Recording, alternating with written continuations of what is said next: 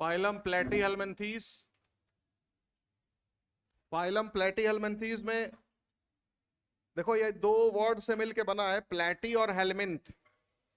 प्लेटी मतलब होता है फ्लैट, प्लेटी शब्द का मतलब होता है फ्लैट, और हेल्मिन्थ का मतलब होता है वर्म्स।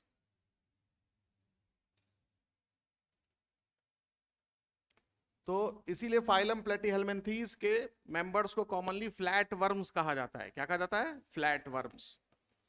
तो जो फाइलम प्लेटीहेल्मिन्थीस के मेंबर्स होते हैं उनको कॉमनली क्या कहेंगे? Flat worms. ठीक है। उसके बाद दूसरा पॉइंट याद रखना कि जो प्लेटीहेल्मिन्थीस के मेंबर होते हैं वो मोस्टली पैरासिटिक होते हैं, मोस्टली पैरासिटिक होते हैं, मोस्टली पैरासाइट या पैरासिटिक ऑन एनिमल्स। एनिमल्स के ऊपर ये पैरासाइट होते हैं ज्यादातर, इंक्लूडिंग ह्यूमन बीइंग। उसमें एनिमल अगर बोल दिया तो उसमें ह्यूमन बीइंग भी शामिल है। तो including human being, including human being. ठीक है। तो मोस्टली पैरासिटिक होते हैं। ठीक है। उसके बाद आप जैसा कि जानते हैं कि प्लेटीहेल्मिन्थीस के मेंबर्स जो होते हैं वो ट्रिप्लोब्लास्टिक होते हैं। ठीक है, ट्रिप्लोब्लास्टिक होते हैं। इनमें बाइलेटरल सिमेट्री पाई जाती है। ठीक है, इनमें ऑर्गन लेवल ऑर्गेनाइजेशन होता है। ये एसिलोमेट होते हैं। तो ये चार तो लिखा ही होता है, तो आप इसको भी मेंशन कर लें कि ये ट्रिप्लोब्लास्टिक होते हैं, ये ट्रिप्लोब्लास्टिक। उसके बाद इनमें हाँ ये बाइलेटरल सिमेट्री दिखाते हैं, बाइलेटरल सिमेट्री दिखाते हैं, बाइलेटरल सिमेट्री दिखाते हैं। और ये एसिलोमेट होते हैं, एसिलोमेट। और इनमें ऑर्गन लेवल ऑफ ऑर्गेनाइजेशन पाया जाता है, organ level of organisation, level of organisation.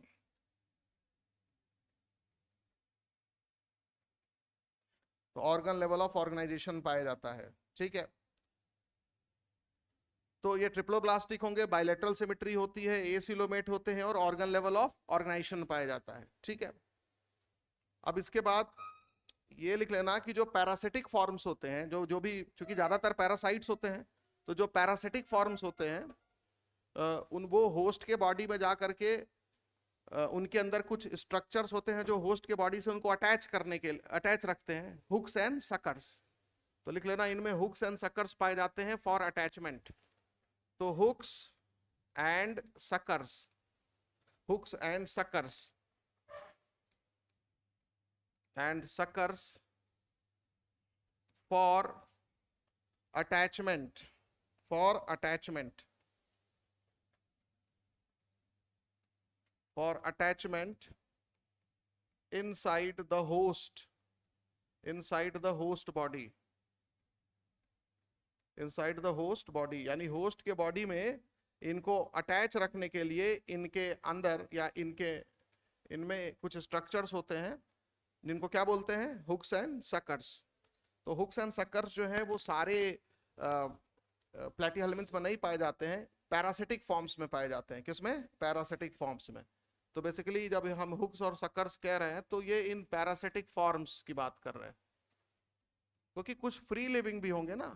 तो फ्री लिविंग होंगे तो उसमें हुक्स और सकर्स की कोई आवश्यकता नहीं है, उनको अपने आप को किसी से अटैच तो रखना नहीं है, होस्ट के बॉडी में जाना नहीं है, तो क्यों सकर और हुक्स होंगे? तो पैरासिटिक फॉर्म्स में सकर एंड हुक्स होते हैं। तो इन पैरासिटिक फॉर्म्स, यानी ये जो लाइन है ये पैरासिटिक फॉर्म्स के लिए कहा जा रहा है। ठीक है, यहां तक तो सबको क्लियर है, कहीं कोई दिक्कत नहीं है। ठीक है। अब ये हुक्स एंड सकर्स की जब बात कह रहा है तो उसमें दो एग्जांपल देखो दिया होगा, टेप वर्म और लीवर फ्लूक, टीनिया और फैशियोला। तो थोड़ा सा क्लियर कर दें कि इसमें हुक्स एंड सकर्स अगर लिख रहा है तो वो सारे पैरासिटिक फॉर्म में हुक्स एंड सकर्स होंगे, ऐसा नहीं है। बेटा आ रहे आप लोग तो जगह या तो छोड़ दीजिए, किनारा रोक करके मत बैठिए, चलिए सरकिए उधर। वही चीज कहानी रोज आपको बतानी पड़ती है, जाहिल कहेंगे। चलो खड़े हो, जगह दो उसको, क्लास को डिस्टर्ब करने की आदत है। आओ तो पीछे वहां बैठो, वहां क्या लगा हुआ है, वहां गड़बड़ है क्या उधर? दूर दूर बैठो।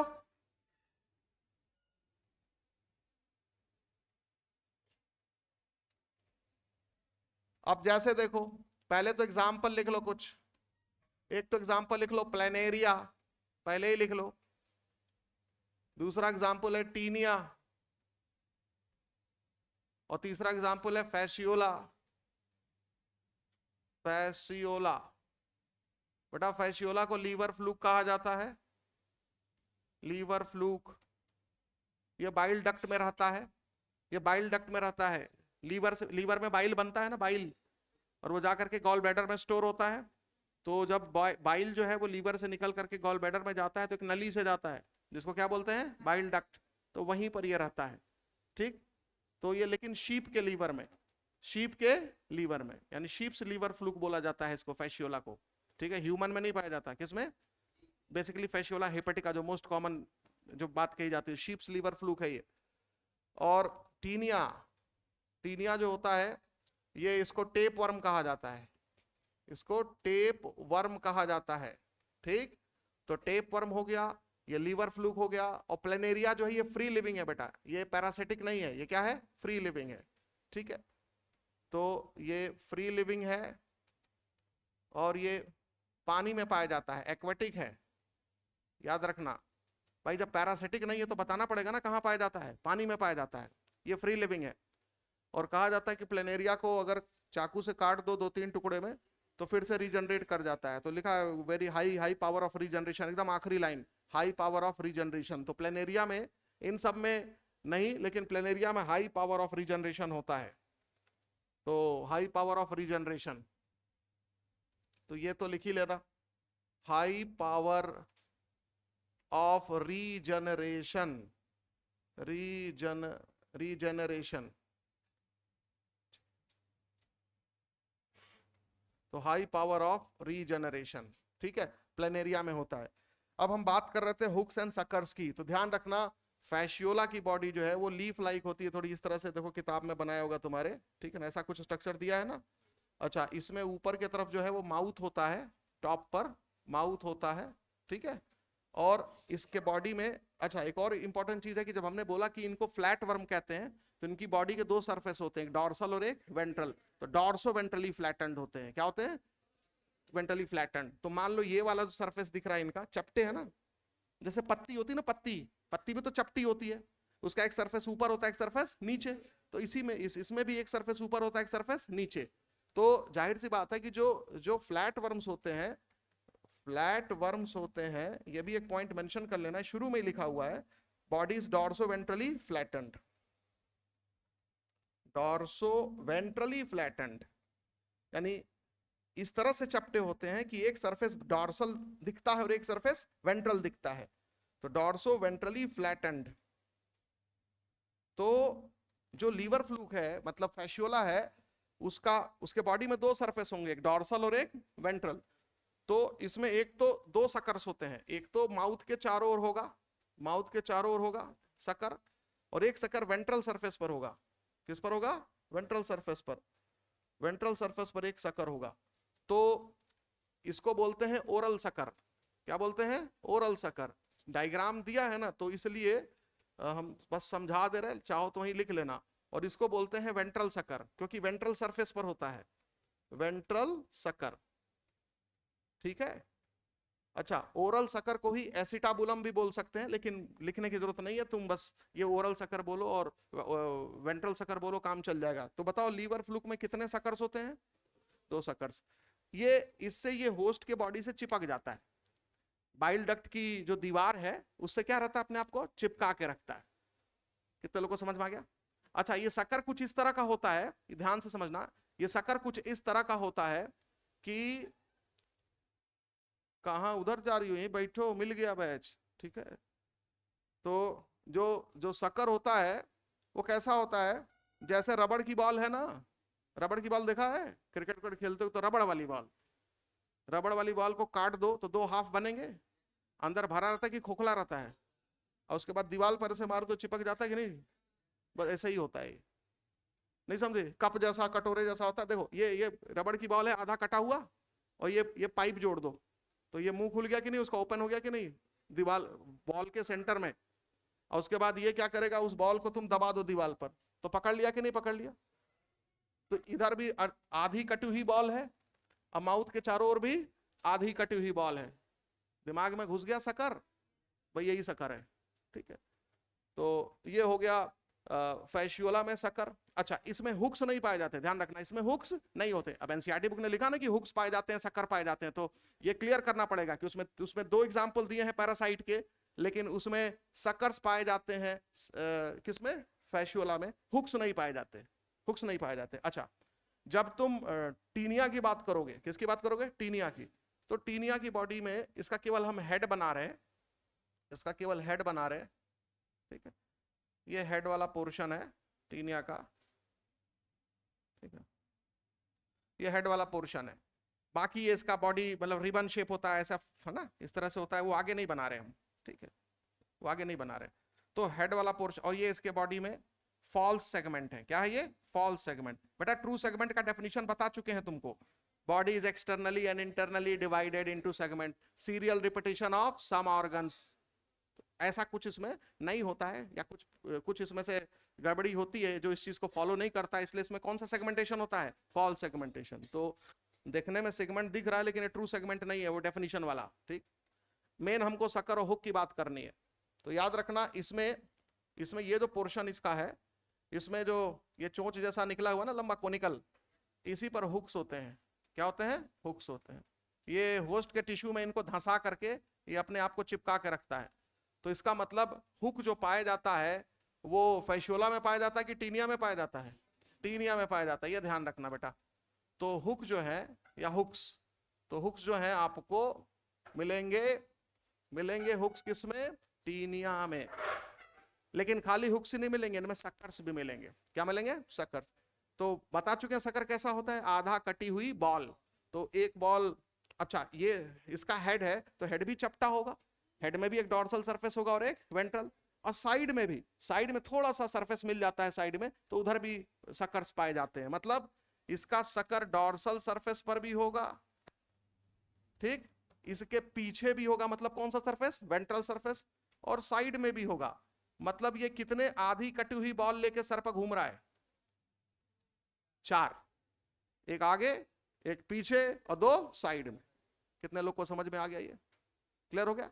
तो सर इतना, जितना ये चपटा होता है, ये तो पूरा एकदम चपटा होता है, सर थोड़ा सा इसको बोल सकते हो कि पूरी तरह से फ्लैट नहीं है, थोड़ा एक बॉक्स टाइप का है, बॉक्स टाइप का है। जूते वाला डब्बा लाते हो ना चौड़ा सा, तो उसमें 2 सरफेस तो चौड़े होते हैं, लेकिन साइड वाला सरफेस देखा, किसी बॉक्स को देखा है, जूते वाला बॉक्स जिसमें जूता खरीद के लाते हो, तो जूते का बॉक्स देखा है, कितने सरफेस होते हैं जूते वाले बॉक्स में, 4 होते हैं, 6 होते हैं। कितने सरफेस ज्यादा चौड़े होते हैं, सोच रहे हैं, सोचना पड़ रहा है, बहुत कठिन सवाल पूछ दिया।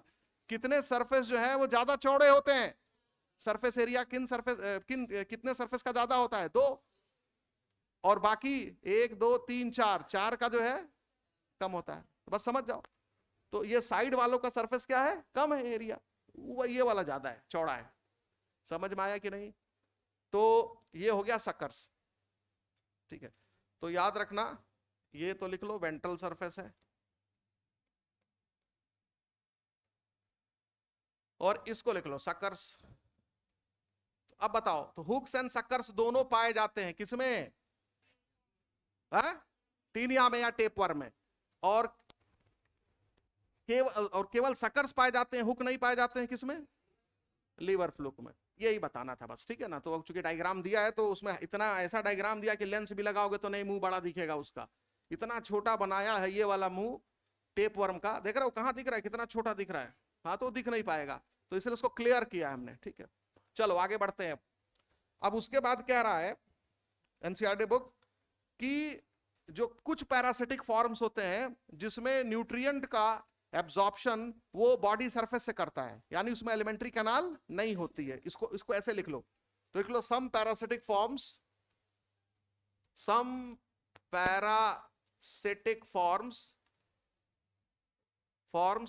absorb न्यूट्रिएंट्स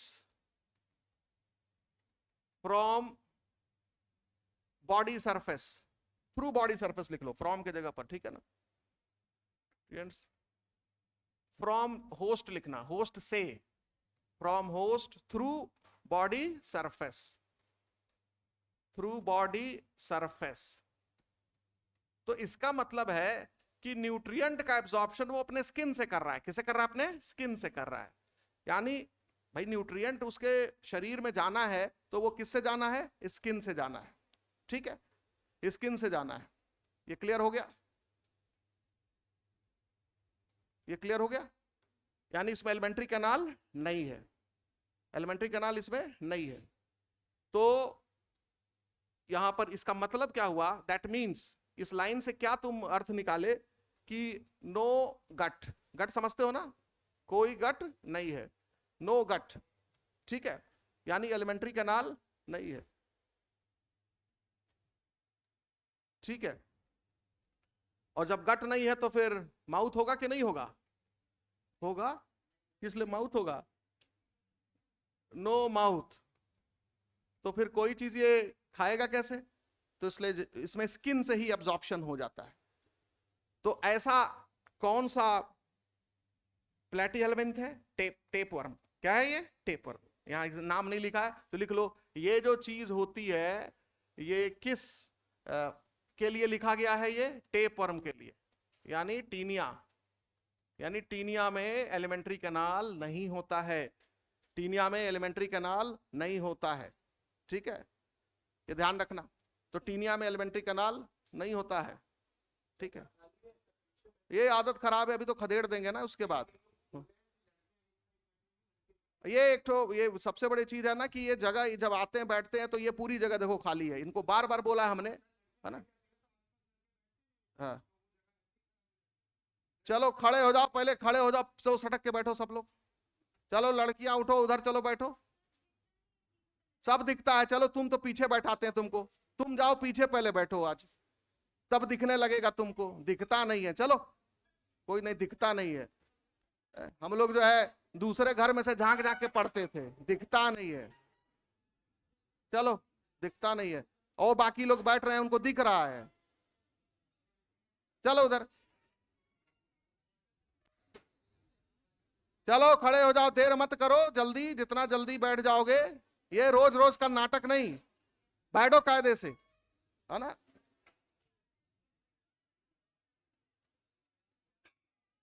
सुनाई नहीं दे रहा है? तुम लोग खड़े हो, चलो सर को उधर, सर को उधर, चलो कोने चलो, पूरा कोने चलो, उठो।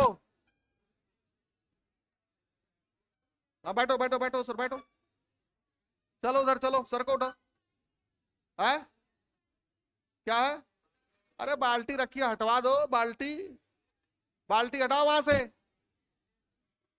ये सब गधे हैं, बाल्टी क्यों रखा है वहां पर? जब बारिश नहीं हो रही तो बाल्टी क्यों रखा है?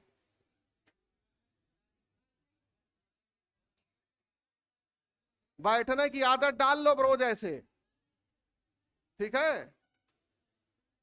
चलो बैठो अंदर पूरा लाइन से।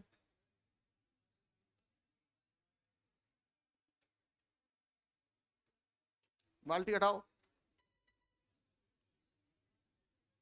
बीच में जगह खाली है ऊपर, ये बीच वाला बेंच क्यों खाली है? चलो बैठो, बीच वाला, पीछे वाले उठो, बीच वाले बेंच में आके बैठे, पीछे वाले खड़े हो जाएं। कुछ स्पेशल प्रिविलेज मिला है क्या कि मुंह में पान पराग डाले हो कि नहीं? कुछ जो है चल कि वही कोने बैठना है, बाल्टी रखी है बगल में, प्रोजेक्टाइल मोशन दिखाना है वहां पर, क्या कहेंगे। चलो बैठो आकर के, कोई बेंच आगे, आगे की कोई बेंच खाली नहीं दिखनी चाहिए यहां से हमको। तरीका यही है कि लाइन से बैठो, जहां मर्जी सबकी बैठोगे तो यही डिसऑर्डर होगा ना चीजें। बोल रहे हैं कि अभी और अभी बच्चे आएंगे तो फिर जो कहां बैठेंगे, वो बैठ ही रहे, वो लेट आते हैं धीरे धीरे सब। अब उसके बाद 2 दिन दरवाजा भी बंद कर दो तो बेचारों का छूट जाएगा, क्या करें। बंद तो करेंगे ही, जाड़े में बंद करेंगे, अभी बंद करने का कोई फायदा नहीं है, जाड़े में बंद होगा, ठीक है। तो टीनिया, टीनिया जो है इसमें एलिमेंट्री कैनाल नहीं पाया जाता, इस वजह से इसमें माउथ नहीं होता है, इस वजह से इसको भोजन अपने अंदर लेने के लिए अपने बॉडी सरफेस का मदद लेना पड़ता है, तो इसका बॉडी सरफेस से भोजन अंदर चला जाता है, ठीक है। तो ये चीज भी एनसीईआरटी बुक में लिखा हुआ है। अच्छा, अब इसके बाद मेंशन कर लेना कि इनमें स्पेशल सेल्स होती हैं जिनसे एक्सक्रीशन होता है, मालूम होगा तुमको, फ्लेम सेल्स। तो स्पेशल सेल्स जिसको कहा जाता है फ्लेम सेल्स, फ्लेम सेल्स, ठीक है। तो स्पेशल सेल्स जिनको कहा जाता है फ्लेम सेल्स, ठीक है, help in osmoregulation and excretion. तो ये इनके मदद से एक्सक्रीशन होता है और ऑस्मो रेगुलेशन होता है, ऑस्मो रेगुलेशन। बेटा जब भी एक्सक्रीशन होगा तो ऑस्मो रेगुलेशन उसके साथ जुड़ा हुआ है। जैसे किडनी से एक्सक्रीशन होता है, और किडनी को हम ऑस्मो रेगुलेटरी ऑर्गन भी बोलते हैं। भाई किडनी जो है वो वाटर और सॉल्यूट्स, बहुत सारे सॉल्यूट्स जो भी एक्स्ट्रा हो जाता है उनको बॉडी से बाहर निकाल देता है, और यही वाटर और सॉल्यूट का जो बैलेंस को मेंटेन करने को क्या बोलते हैं, ऑस्मो रेगुलेशन। तो किडनी क्या हो गया, एक्सक्रीशन कर रहा है और इसी वजह से ऑस्मो रेगुलेशन मेंटेन हो रहा है। कितने लोग को ये बात समझ में आई? तो दोनों ये शब्द एक दूसरे से क्या है, लिंक्ड है। अगर तुमसे पूछे what is definition of excretion, तो बोलोगे removal of metabolic waste from body, removal of metabolic waste from body. अब उसमें जब उसको डीप जाओगे तो देखोगे इसमें पानी भी रिमूव हो रहा है, एक्सेस, इसमें कोई भी चीज तुम्हारे ब्लड में एक्सेस होगी, कोई सल्यूट एक्सेस होगा, आयन एक्सेस होगा, तो वो भी क्या होगा, रिमूव होगा। ये बात समझ में आ गई सबको? और अगर पानी बढ़ गया तो तुम्हारा ब्लड पतला हो जाएगा, ठीक है, कंसंट्रेशन उसका क्या हो जाएगा, कम हो जाएगा। अगर पानी जो है कम हो गया, पानी क्या हो गया, कम हो गया, तो ब्लड गाढ़ा हो जाएगा, यानी कंसंट्रेशन बढ़ जाएगा। तो ये इसको कहा जाता है कि ऑस्मोटिक कंसंट्रेशन गड़बड़ हो जा रहा है, पानी का ज्यादा हो जाना, पानी का कम हो जाना, सल्यूट का ज्यादा हो जाना, सल्यूट का कम हो जाना, तो ये ऑस्मोटिक कंसंट्रेशन को बिगाड़ देता है, ठीक है। और उसके वजह से ऑस्मोटिक प्रेशर जो है चेंज हो जाएगा। तो यानी कि किडनी जो है या कोई भी एक्सक्रीटरी ऑर्गन, भाई किडनी केवल, कोई भी एक्सक्रीटरी ऑर्गन किसी भी एनिमल का जब एक्सक्रीशन करेगा तो दूसरे शब्दों में वो वाटर और सल्यूट के बैलेंस को भी मेंटेन करेगा। तो एक्सक्रीशन एंड ऑस्मोरेगुलेशन इसका काम है। कितने लोगों को समझ में आ गया ये? ठीक है। तो फ्लेम सेल का नाम याद रखना, इसका एक दूसरा नाम भी याद रख लेना, प्रोटोनेफ्रीडिया। क्या? प्रोटोनेफ्रीडिया। इसको प्रोटोनेफ्रीडिया भी कहते हैं, प्रोटोनेफ्रीडिया। कई बार जो है वो प्रोटोनेफ्रीडिया के नाम से सवाल आया है, हमने देखा है। तो फ्लेम सेल को ही प्रोटोनेफ्रीडिया भी कहते हैं, ठीक है। या इसको कई बार सोलेनोसाइट भी लिखा हमने देखा है, सोलेनोसाइट, ठीक। तो सोलेनोसाइट या प्रोटोनेफ्रीडिया या फ्लेम सेल एक ही चीज होती है, ठीक। अब आगे बढ़ते हैं। अब इसके बाद जो एनसीईआरटी बुक लिख रही है कि जो प्लेटिहेल्मिन्थ होते हैं उनमें sexes are not separate, sexes are not separate. तो सेक्सेस जो है वो अलग नहीं होते हैं। इसका मतलब क्या हो गया? दैट इज हर्माफ्रोडाइट, हर्माफ्रोडाइट या बाइसेक्सुअल, फ्रोडाइट होते हैं या बाइसेक्सुअल होते हैं जो प्लेटिहेल्मिन्थ होते हैं, हर्माफ्रोडाइट या बाइसेक्सुअल, ठीक है। अच्छा, इसमें लिख लेना फर्टिलाइजेशन बॉडी के अंदर होता है। क्या? फर्टिलाइजेशन बॉडी के अंदर होता है, यानी इंटरनल फर्टिलाइजेशन होगा, इंटरनल फर्टिलाइजेशन, इंटरनल फर्टिलाइजेशन होगा, ठीक है ना, इंटरनल फर्टिलाइजेशन। एक तो वैसे ही पैरासाइट है, होस्ट के बॉडी में घुसे हुए हैं।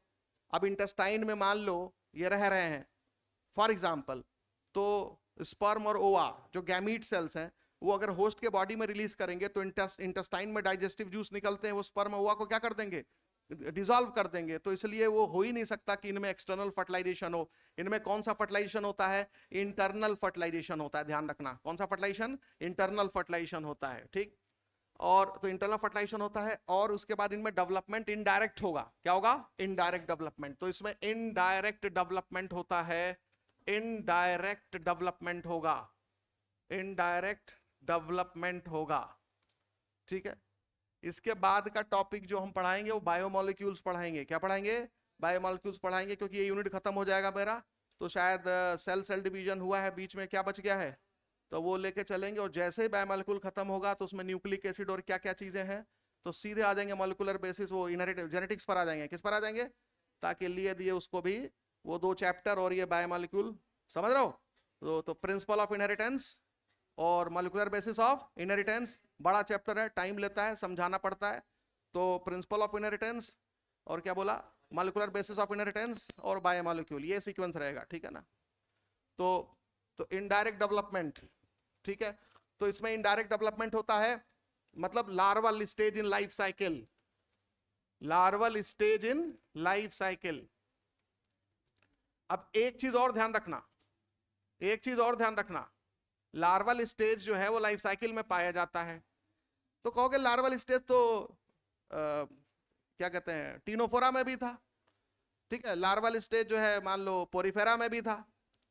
तो ऐसा कौन सी इसमें नई चीज लिख दी है? नई चीज लिख दी है multiple larval stages, many larval stages, यानी कि लार्वा भी कई तरह का होता है। इसमें एक ही इंडिविजुअल की लाइफ साइकिल देखोगे तो पहले एक्स लार्वा बनेगा, एक्स लार्वा सीधे एडल्ट में नहीं चेंज होगा, फिर वो वाई लार्वा में कन्वर्ट होगा, वाई लार्वा फिर एडल्ट में नहीं कन्वर्ट होगा, जेड लार्वा बनेगा। यानी लार्वा में भी अलग अलग वैरायटी बनेगी, तब जाकर के वो एडल्ट में चेंज होंगे। तो मल्टीपल लार्वल स्टेजेस वाला कौन सा फाइलम है? प्लेटीहेलमिन्थीज। मल्टीपल लार्वल स्टेजेस कहने का मतलब है कि एक ही है, जैसे टीनिया की लाइफ साइकिल है, तो टीनिया की लाइफ साइकिल में जब एक लार्वा बनेगा, मान लो एक लार्वा बनेगा, ठीक है, तो लार्वा जब बनेगा तो मान बोल देंगे पहला लार्वल स्टेज है इसका लाइफ साइकिल में, जब पहला लार्वा बनेगा उसका नाम होगा हेक्साकैंथ फॉर एग्जांपल, लिखना नहीं है। उसके बाद कौन सा लार्वा बनेगा? Oncosphere larva. उसके बाद कौन सा लार्वा बनेगा? Bladder worm. क्या? Bladder worm. तो 3 लार्वा का नाम, हेक्साकैंथ, ऑन्कोस्फियर, ब्लैडर वर्म। ये तीनों लार्वा अलग अलग हैं और एक के बाद एक के बाद एक के बाद बनते हैं और एक ही एनिमल की लाइफ साइकिल में बनते हैं। यानी हर एनिमल अपने लाइफ साइकिल में एक ही लार्वा से काम नहीं चलाता, उसको कई लार्वल स्टेज से गुजरना पड़ता है। मेरी बात समझ गए? अब जैसे सिलेंट्रेटा में भी लार्वल स्टेज बनता है, लेकिन वो लिखा नहीं है कि डेवलप, सिलेंट्रेटा जब फाइलम पढ़ोगे तो उसमें कहीं डेवलपमेंट डायरेक्ट इनडायरेक्ट कोई जिक्र नहीं किया है, मतलब उसमें डेवलपमेंट का जिक्र ही नहीं किया है। मैं ऐसे बता देता हूं, सिलेंट्रेटा में प्लेनुला लार्वा पाया जाता है। कौन सा लार्वा? प्लेनुला लार्वा पाया जाता है। लेकिन सभी सिलेंट्रेट अगर लार्वा बनाएंगे तो उसका नाम क्या होगा? प्लेनुला। प्लेनुला के बाद दूसरा लार्वल स्टेज सिलेंट्रेट्स में यूजुअली देखने को नहीं मिलता। जाइगोट से पहले लार्वा बनेगा, लार्वा से फिर एडल्ट बनेगा। तो जब उस लाइफ साइकिल को क्या बोलेंगे? इनडायरेक्ट। इनमें क्या हो रहा है? जाइगोट से पहले एक स्टेज, फर्स्ट स्टेज लार्वा बना, उसके बाद सेकंड स्टेज लार्वा बना, उसके बाद थर्ड स्टेज लार्वा बना। पागल हो जाएंगे, अरे खाली लार्वा ही बन रहा है, एडल्ट कब बनेगा? मतलब सोचो ये हालत होगी। तो इतने सारे लार्वा बन जा रहे हैं कि सब्र का बांध टूट जा रहा है कि एडल्ट कब बनेगा ये। तो जब इस तरह की कंडीशन लाइफ साइकिल में आ जाए तो वो तो क्या बोलेंगे? Multiple larval stages are seen in life cycle. कितने लोगों को समझ में आया? तो ये अंतर है इस फाइलम का दूसरे फाइलम से। तो आप हर फाइलम में, ज्यादातर फाइलम में लिखोगे इनडायरेक्ट डेवलपमेंट, इनडायरेक्ट डेवलपमेंट। इसमें खाली इनडायरेक्ट डेवलपमेंट लिख के काम नहीं चलेगा, इसमें लिखना पड़ेगा indirect development with multiple larval stages, ये ऐड करना पड़ेगा। तो बाकी से ये डिफरेंट है। ये कितने लोगों को समझ में आया ये? चलो, तो यहां मेंशन कर लेना कि इसमें मल्टीपल लार्वल स्टेजेस, ठीक है।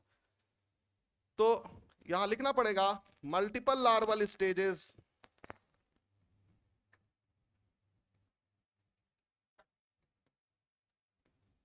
इन लाइफ साइकिल।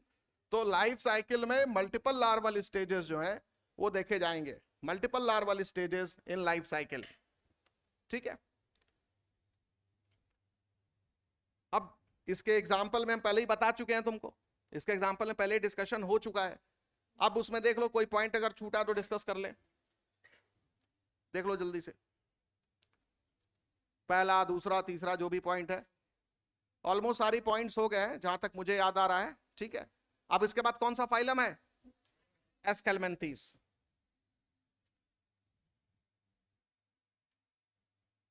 फाइलम एस्केलमेंथीस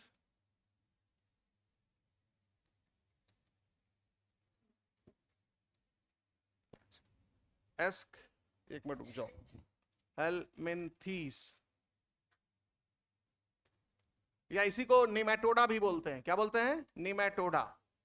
नीमेटोडा, ठीक है। तो फाइलम एस्केलमेंथीज या नीमेटोडा, ठीक है। और जाहिर सी बात है लिखा तो नहीं है, लेकिन ऐसे समझाने के लिए बता दे रहा हूं, आपको पहले ही बता चुका हूं हेलमिंथ का मतलब क्या होता है, वर्म्स, ये तो बता ही चुके हैं। और एस्कस या एस्क भी बता चुके हैं, फंजाई में एस्कस या एस्क कुछ ऐसा वर्ड आया था, एस्कोमाइसिटीज, कौन सी फंजाई, सैक, तो उसका मतलब होता है पाउच या सैक, तो इनकी बॉडी पाउच जैसी होती है, तो ये सैक वर्म या सैक लाइक बॉडी होती है, ठीक है। तो एस्क मतलब होता है सैक, यानी ऐसे ऐसे वर्म्स जिनकी बॉडी सैक लाइक होती है, पाउच जैसी होती है, ठीक है। मतलब इनकी बॉडी समझो ऐसे वर्म तो होंगे लेकिन अंदर ये एकदम झोले जैसा है, कोई सेगमेंट नहीं है, पूरा पाउच है, इसी में एलिमेंट्री कैनाल भी होगा एक किनारे से लेके दूसरे किनारे तक, इसी में बाकी ऑर्गन्स भी होंगे, मतलब जो कुछ भर लो इस झोले में, ठीक है। तो ये पाउच है, लंबा सा एक पाउच है, उसको खींच के लंबा कर दो और उसमें सब तमाम बॉडी ऑर्गन्स डाल दो। कितने लोग को समझ में आया? तो ये हो गया सैक वर्म, ठीक है। अब उसके बाद लिख रहा पहला पॉइंट कि इनको कॉमनली राउंड वर्म बोलते हैं, क्योंकि जब इनके बॉडी का देखो सेक्शन काटोगे, ऐसे क्रॉस सेक्शन काटोगे इनके बॉडी का, तो सर्कुलर दिखेगा, क्या दिखेगा, सर्कुलर। तो क्रॉस सेक्शन में इनकी बॉडी कैसे दिखेगी, सर्कुलर। तो सर्कुलर इन आउटलाइन, सर्कुलर या राउंड, सर्कुलर इसी को तो राउंड भी बोलते हैं बेटा, तो सर्कुलर या round in cross section, cross section, जब इनकी बॉडी का तुम क्रॉस सेक्शन लोगे तो वो जो बाउंड्री होगी वो गोल दिखेगी, इसीलिए इनको राउंड वर्म बोला जाता है। क्या बोला जाता है, राउंड वर्म। तो एस्केलमेंथीज के मेंबर्स को कॉमनली राउंड वर्म कहा जाता है, तो कॉमनली कॉल्ड राउंड वर्म, इनको राउंड वर्म्स कहा जाता है कॉमनली, ठीक। तो एस्केलमेंथीज के मेंबर को कॉमनली राउंड वर्म कहा जाता है। ये बात सबको समझ में आ गई? बॉडी इनकी सैक लाइक होती है, इनके बॉडी का जब हम क्रॉस सेक्शन लेंगे तो इनका जो आउटलाइन है कैसा दिखेगा, सर्कुलर, इसी वजह से उनको बोलते हैं राउंड वर्म्स। अच्छा, अब इनके हैबिट और हैबिटेट के बारे में जिक्र किया है। अब जैसे हैबिटेट की बात कर ले तो हैबिटेट सीधे लिख लो, इनके हैबिटेट की अगर हम बात करेंगे तो लिख लेना, ये फ्री लिविंग होते हैं या पैरासिटिक होते हैं, या तो फ्री लिविंग होंगे या क्या होंगे, पैरासिटिक होंगे, ठीक है। तो फ्री लिविंग और पैरासिटिक होंगे, ठीक है। फिर या तो ये एक्वेटिक होंगे या टेरेस्ट्रियल होंगे, पानी में पाए जा सकते हैं या क्या होंगे, टेरेस्ट्रियल होंगे, ठीक है। तो एक्वेटिक और टेरेस्ट्रियल, फ्री लिविंग और पैरासिटिक, मिला क्यों नहीं मिला, कुछ ऐसा लिखा हुआ है, एक्वेटिक और टेरेस्ट्रियल, फ्री लिविंग और पैरासिटिक, ये इसके कंट्रास्ट में ये लिखना है, इसके कंट्रास्ट में ये लिखना है, ठीक है। वो थोड़ा सा मिक्स करके लिख दिया है, वो फ्री लिविंग के बाद क्या लिख दिया है, एक्वेटिक, उसके बाद क्या लिख दिया है, और उसके बाद क्या लिख दिया, पैरासिटिक। अरे भैया जहां फ्री लिविंग लिखा उसके कंट्रास्ट में फ्री लिविंग का कंट्रास्ट टेरेस्ट्रियल थोड़ी ना होता है या एक्वेटिक थोड़ी होता है, फ्री लिविंग का कंट्रास्ट क्या होता है, पैरासिटिक, एक्वेटिक का क्या होता है, टेरेस्ट्रियल। यानी एक्वेटिक, एक हैबिट बताओ एक साथ, हैबिटेट बताओ एक साथ, समझ में आ गया? तो ये जो एस्केलमेंथीज के मेंबर्स होते हैं उसमें कुछ फ्री लिविंग होते हैं, कुछ पैरासिटिक होते हैं, कुछ पानी में पाए जाते हैं, कुछ जमीन पर पाए जाते हैं, बस ये मामला खत्म कर दिया। अब ये पैरासिटिक होते हैं तो प्लांट और एनिमल दोनों पर होते हैं। जब इसके पहले तुम पढ़े थे प्लैटिहेल्मिन्थीज, तो मोस्टली उसमें लिखा होगा कि most are parasite on animals, वहां प्लांट का जिक्र नहीं किया था। यानी प्लैटिहेल्मिन्थ जो होते हैं वो अगर पैरासाइट होंगे तो किस पर पैरासाइट होंगे, एनिमल्स पर। लेकिन एस्केलमेंथीज अगर पैरासाइट होंगे तो साफ साफ खुल के बोल रहा है प्लांट में भी पैरासाइट होंगे और एनिमल के बॉडी में भी पैरासाइट होंगे, एज पैरासाइट पाए जाएंगे। तो पैरासिटिक जब लिख लिए तो वहां लिख दो प्लांट एंड एनिमल्स दोनों पर ये परजीवी के रूप में पाए जा सकते हैं। तो parasitic on animals and plants, animals and plants, तो ऐसे याद रहेगा आपको। तो एनिमल पर भी पैरासाइट होते हैं और प्लांट पर भी पैरासाइट होते हैं, ठीक है। ये क्लियर हो गया? अच्छा, अब इसके बाद वही जो जनरल चीजें आप जानते हैं कि इनमें इसमें ऑर्गन लेवल ऑफ ऑर्गेनाइजेशन होता है, ऑर्गन सिस्टम होता है ना बेटा, organ system level of organisation होता है, ठीक। बाइलेटरल सिमेट्री, ये सब हम पहले ही बता चुके हैं, बाइलेटरल सिमेट्री पाई जाती है इनमें, और ये ट्रिप्लोब्लास्टिक होंगे, ट्रिप्लोब्लास्टिक, ट्रिप्लोब्लास्टिक, स्यूडोसिलोमेट होंगे, फॉल सीलोम पाया जाएगा। क्या होगा? फॉल सीलोम, यानी स्यूडोसिलोमेट होंगे, स्यूडोसिलोमेट होंगे। ये सब भी पहले डिस्कशन हो चुका है, क्या मतलब है इसका, पहले बेसिस ऑफ क्लासिफिकेशन में सब समझा चुके हैं। तो organ system, level of body organisation, bilateral symmetry हो दिखाते हैं। क्या होगा? ट्रिप्लोब्लास्टिक होंगे, और ये क्या होंगे? स्यूडोसिलोमेट होंगे। ये बात क्लियर हो गई? अच्छा, इसमें जो एलिमेंट्री कैनाल होगा वो कंप्लीट होगा, क्योंकि इसमें माउथ और एनस दोनों होगा। एलिमेंट्री कैनाल दो तरह का होता है, इनकम्प्लीट और कंप्लीट। इनकम्प्लीट एलिमेंट्री कैनाल बता चुके हैं, उसमें सिर्फ एक ओपनिंग होती है जिसको माउथ बोलते हैं।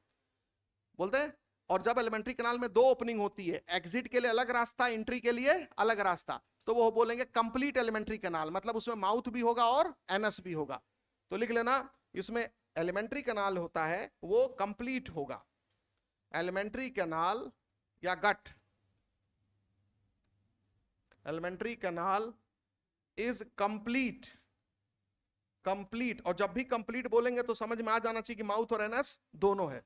और with well developed muscular pharynx, ये लिखा होगा, with well developed muscular pharynx, well developed muscular pharynx, ये याद रखना, well developed muscular pharynx. Pharynx इनका बहुत ही ज्यादा डेवलप्ड होता है बाकी किसी जो फाइलम है, नॉन कॉर्डेट फाइलम्स में। तो याद रखना, एलिमेंट्री कैनाल जो होगा वो कंप्लीट होगा, और एलिमेंट्री कैनाल में जो फेरिंग्स पाया जाएगा, फेरिंग्स माउथ के नीचे, माउथ के ठीक बगल में क्या होगा? फेरिंग्स। माउथ जाके खुलेगा पाउच में, उस पाउच को क्या बोलेंगे? फेरिंग्स। फेरिंग्स की दीवार मसल्स की बनी होगी, ताकि किसी चीज को चूसने में ज्यादा फोर्स लगाने की, इसको जिस मसल्स है तो सपोर्ट करेगा, मसल्स की वजह से वो चीजों को सक कर सकता है। क्योंकि एस्कैरिस का एक एग्जांपल ले लो, एस्कैरिस पाया जाता है इंटेस्टाइन में। इंटेस्टाइन में पार्शियली डाइजेस्टेड फूड होता है जिसको काइम बोलते हैं। क्या बोलते हैं? काइम बोलते हैं। काइम, अब तो डाइजेस्टिव सिस्टम चैप्टर हटा दिया ना आपके सिलेबस से, लेकिन पहले पढ़े होगे कि जो पार्शियली डाइजेस्टेड फूड होता है, जो स्टमक से इंटेस्टाइन में जाता है, पेस्ट, उसको क्या बोलते हैं? काइम। तो ये काइम जब इसको मिलता है, काइम जो होता है सेमी सॉलिड होता है। क्या होता है? सेमी सॉलिड, ना तो सॉलिड ना तो लिक्विड, सेमी सॉलिड होता है।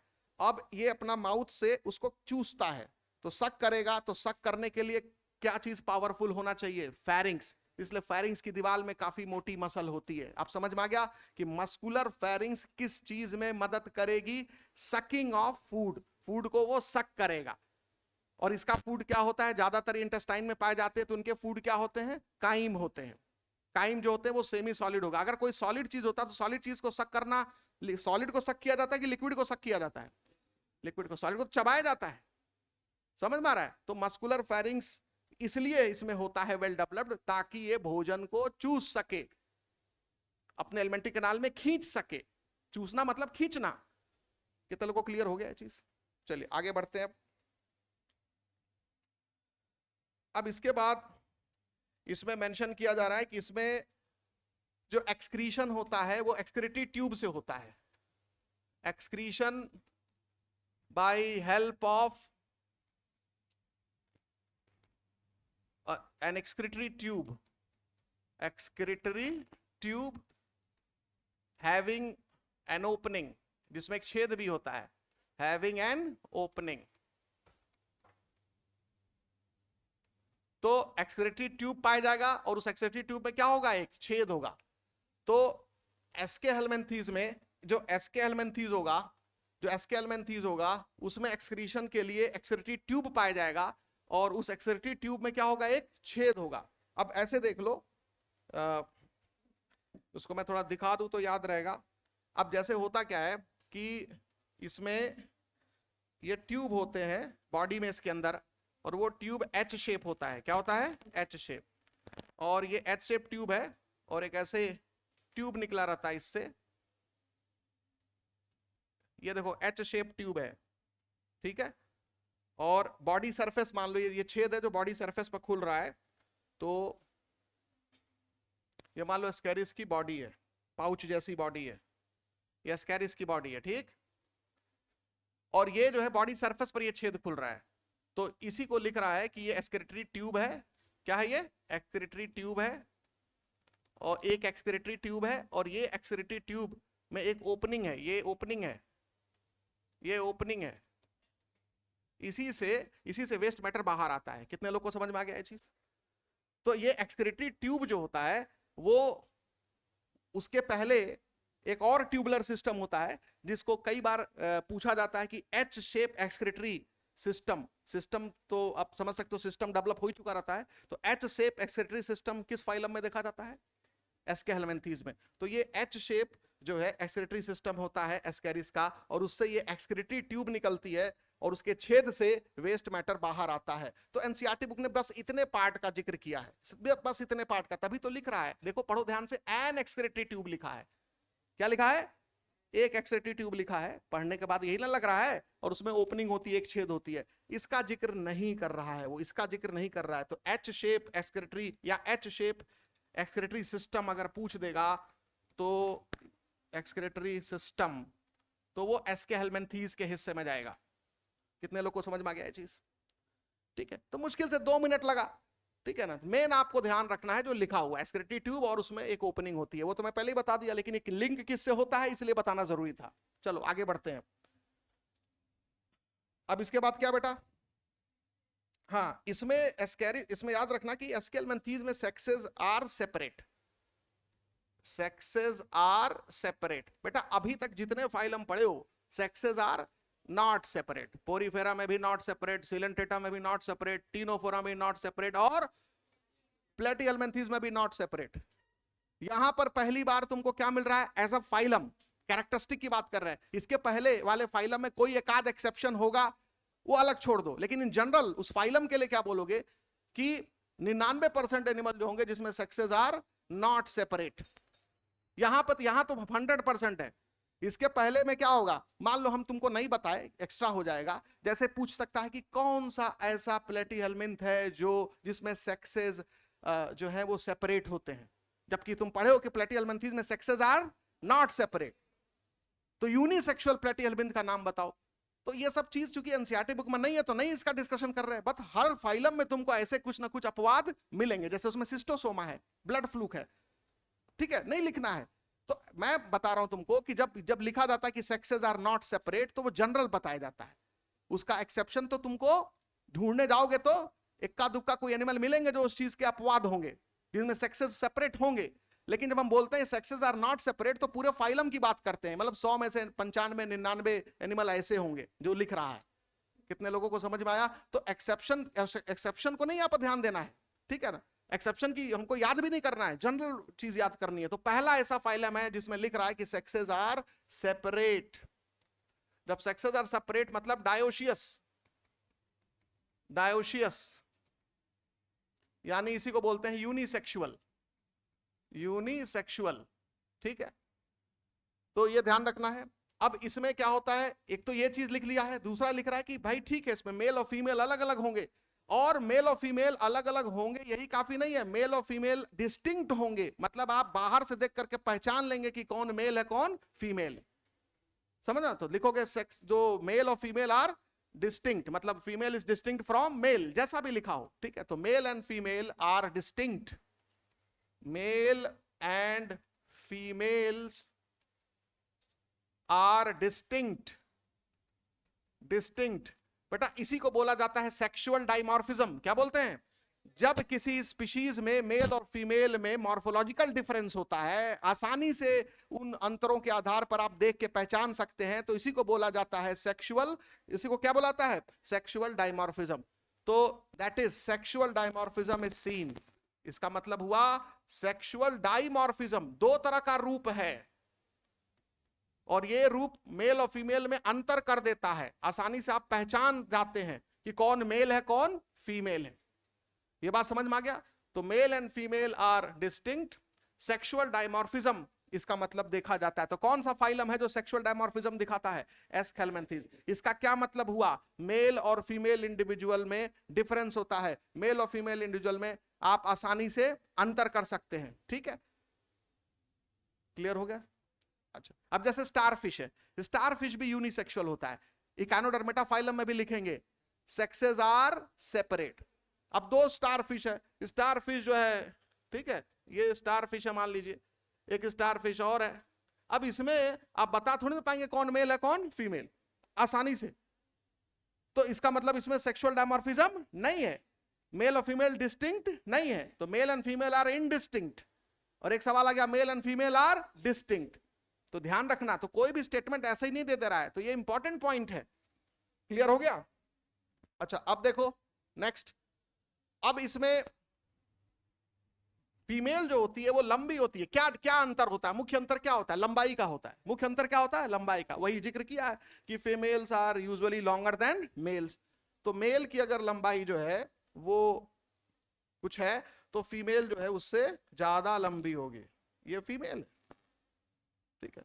तो मेल एस्केलमेंथीज और ये क्या है, फीमेल एस्केलमेंथीज है, मेल वर्म है और ये फीमेल वर्म है, तो फीमेल की लंबाई जो होती है ज्यादा होती है, female is longer than male, ये भी लिख लेना। तो female is longer than male, तो फीमेल जो है वो मेल से लंबी होती है, ठीक है।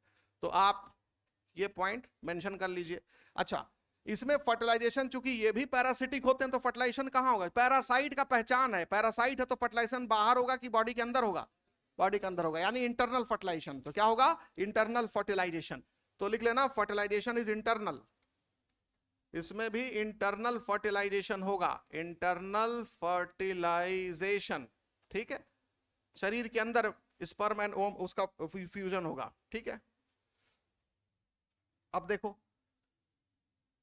अब इसके बाद लिख लेना, इसमें डेवलपमेंट दोनों हो सकता है, डायरेक्ट और इनडायरेक्ट, कुछ में लार्वा बनेगा कुछ में लार्वा नहीं बनेगा, तो डेवलपमेंट में भी डायरेक्ट और इनडायरेक्ट, तो डेवलपमेंट में भी डायरेक्ट और इनडायरेक्ट दोनों स्थिति हो सकती है, डेवलपमेंट में भी डायरेक्ट और इनडायरेक्ट, में भी डायरेक्ट और इनडायरेक्ट, तो डेवलपमेंट डायरेक्ट भी हो सकता है और इनडायरेक्ट भी हो सकता है, तो डेवलपमेंट में भी डायरेक्ट और इनडायरेक्ट, ठीक है। और अब इसके एग्जाम्पल पर आ जाइए, इसका 3 एग्जाम्पल इसमें दिया हुआ है। एक तो एस्कैरिस लिखा है, नाम तो सुना ही होगा आप, एस्कैरिस, ठीक है। इसको कॉमन राउंड वर्म भी बोलते हैं, क्या बोलते हैं, कॉमन राउंड वर्म, लिखा कि नहीं लिखा है, नहीं लिखा तो लिख लेना, राउंड वर्म तो उसको कॉमन राउंड वर्म लिखना, तो राउंड वर्म तो सबको बोलते हैं ना, सर्कुलर इन क्रॉस सेक्शन है तो सबको ना बोलेंगे बेटा राउंड वर्म, नहीं समझे, कॉमन राउंड वर्म की बात हम कर रहे हैं, तो उसको लिख लेना कॉमन राउंड वर्म कहते हैं उसको, ठीक है। दूसरा लिखा है क्या, वुचेरेरिया, वुचेरेरिया,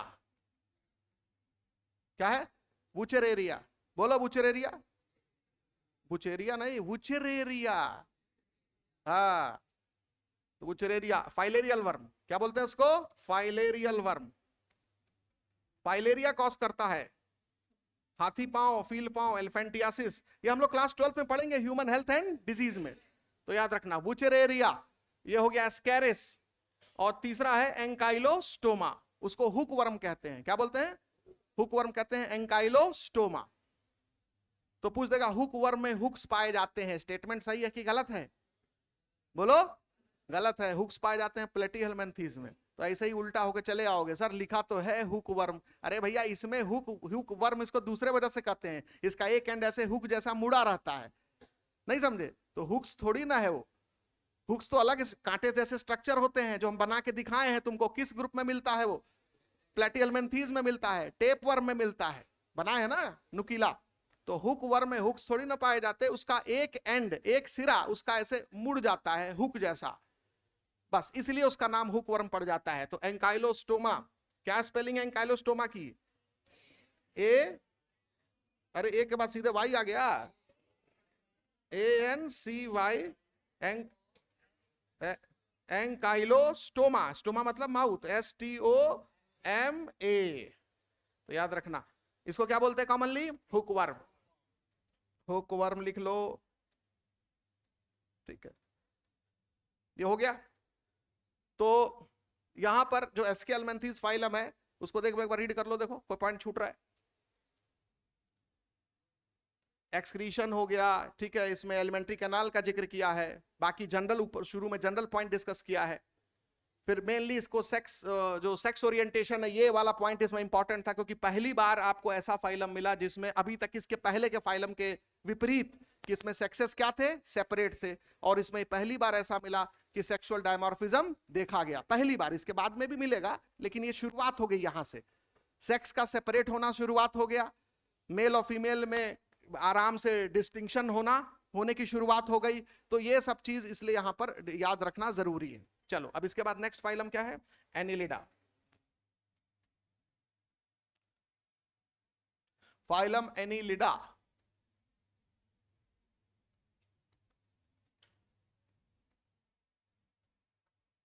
फाइलम एनिलिडा में पहले तो जान लो, जो एनिलिडा शब्द है उसी में कहीं लिखा मिलेगा, ये लैटिन वर्ड से डिराइव्ड है, Latin word annulus, Latin word annulus, ठीक है, लैटिन वर्ड एनुलस। एनुलस का मतलब होता है लिटिल रिंग। एनुलस का क्या मतलब लिखा है, लिटिल रिंग लिखा है, लिटिल रिंग।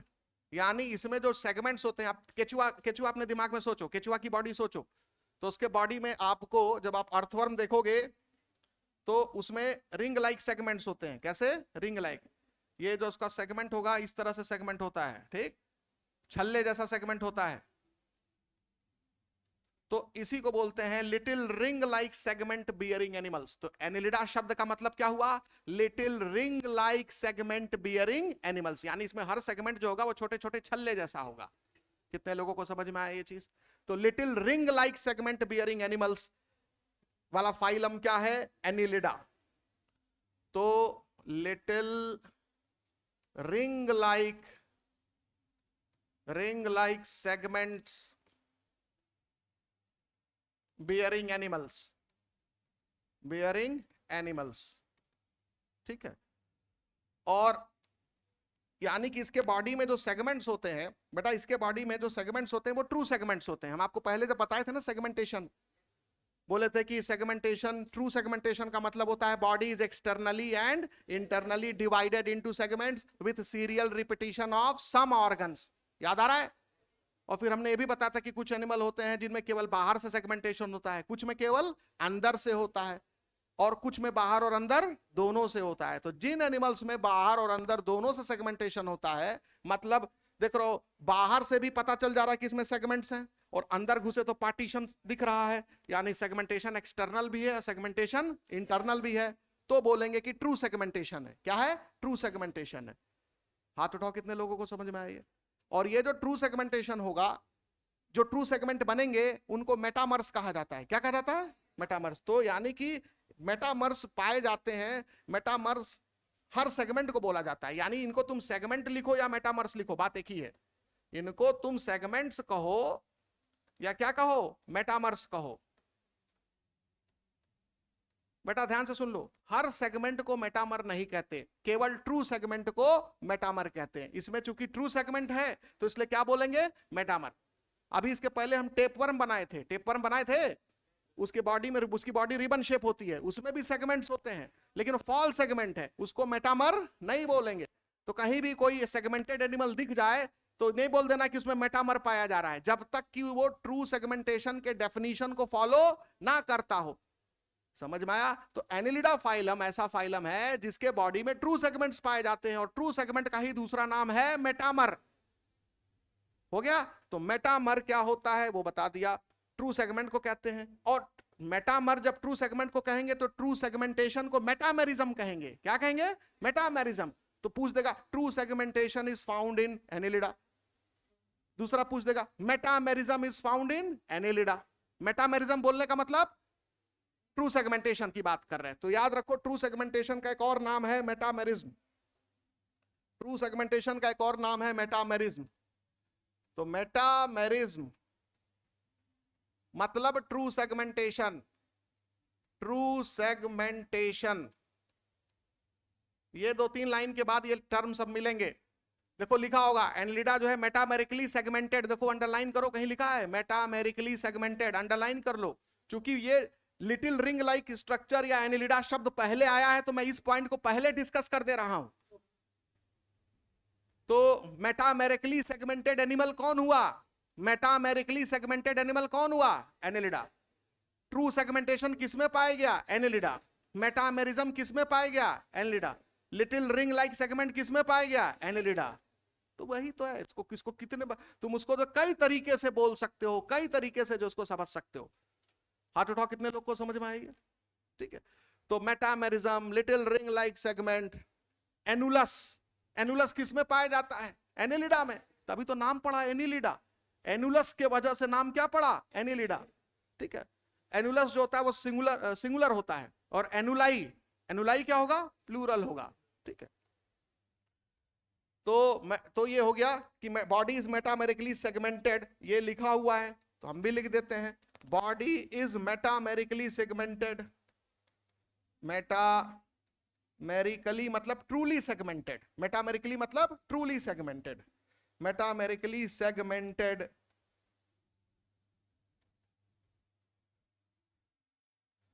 ठीक है, ये ध्यान रखना। अब आते हैं वापस, तो एनिलिडा जो होते हैं इसके मेंबर्स एक्वेटिक और टेरेस्ट्रियल होते हैं। तो मेंबर्स आर एक्वेटिक और टेरेस्ट्रियल। ठीक है, और ये फ्री लिविंग होते हैं ज्यादातर, free living. Some are parasite, देखो लिखा होगा सम आर पैरासाइट, कुछ जो होते हैं वो पैरासाइट के रूप में भी पाए जाते हैं, सम आर पैरासाइट। तो एक्वेटिक और टेरेस्ट्रियल, बेटा ये तो एसके हेल्मेंथीज में भी लिखा था, फ्री लिविंग और पैरासिटिक, ये तो एसके हेल्मेंथीज में भी लिखा था, तो एनिलिडा में भी लिख दिया। बस एनिलिडा में अंतर क्या कर दिया? पैरासाइट बहुत ज्यादा नहीं होते, कुछ ही होते हैं, गिने चुने होते हैं।